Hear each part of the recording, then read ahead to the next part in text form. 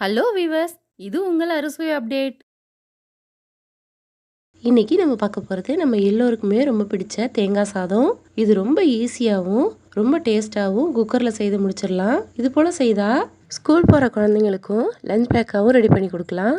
சாதம் தனியாக தேங்காய் தனியாக செய்ய தேவையில்லை. குக்கரில் ஒன்றாவே ரொம்ப ஈஸியாக செய்து முடிச்சிடலாம். வீடியோக்கு போகிறதுக்கு முன்னாடி சப்ஸ்கிரைப் பண்ணாதவங்க கொஞ்சம் சப்ஸ்கிரைப் பண்ணுங்கள், லைக் பண்ணுங்கள், நம்ம சேனலுக்கு சப்போர்ட் பண்ணுங்கள். வாங்க இது எப்படி பண்ணுறதுன்னு பார்க்கலாம். இது பண்ணுறதுக்கு ஸ்டவ்வில் குக்கரை வச்சுட்டு 2 டேபிள் ஸ்பூன் எண்ணெய் ஊற்றிக்கலாம். 1 ஸ்பூன் தேங்காய் எண்ணெய் ஊற்றிக்கோங்க. நல்லா சூடானதும் 1/2 டீஸ்பூன் கடுகு, 1/2 டீஸ்பூன் உளுந்தம்பருப்பு சேர்த்துக்கோங்க. ரெண்டும் நல்லா பொரிஞ்சதும் ஒரு துண்டு பெருங்காயம் சேர்க்குறேன். சேர்த்துட்டு 2 மிளகாயும் கிள்ளிட்டு சேர்க்குறேன். இதெல்லாம் சேர்ந்து நல்லா வறுபட்டதும் ஒரு கைப்பிடி அளவு வேர்க்கடலை சேர்க்குறேன். ஒரு கைப்பிடி கடலைப்பருப்பு சேர்த்துக்கலாம். ரெண்டையும் சேர்த்து நல்லா கலந்து விட்டுடுங்க. ரெண்டும் சேர்ந்து நல்லா வறுபடணும். இது வறுபட்டதும் ஒரு துண்டு இஞ்சை தோல் சீவிட்டு பொடியாக கட் பண்ணி வச்சுருக்கேன், அதை சேர்த்துக்கிறேன். இதோடையே 4 பச்சை மிளகாவும் கீறிட்டு சேர்க்குறேன். சேர்த்துட்டு ஒரு முறை எல்லாத்தையும் கலந்து விட்டுடலாம்.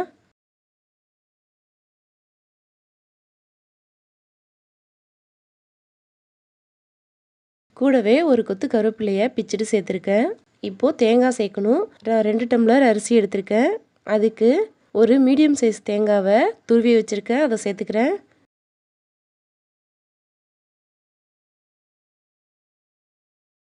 சேர்த்துட்டு ஒரு 2 நிமிஷத்துக்கு நல்லா கலந்து விட்டுக்கலாம். இது அதிக நேரம் வதக்க தேவையில்லை. ஒரு 2 நிமிஷம் கலந்து விட்டாலே போதும்.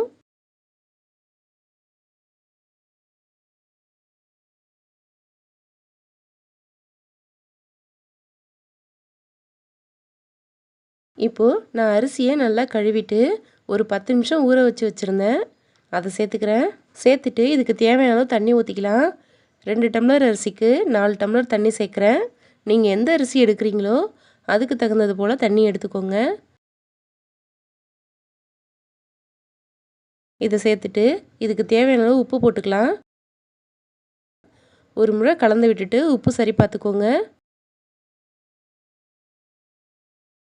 இப்போது மூடி போட்டு மூடி 3 விசில் விட்டுக்கலாம். இந்த சாதம் ரெடி பண்ண நமக்கு 10 நிமிஷமே போதும். சீக்கிரமே ரெடியாகி வந்துடும்.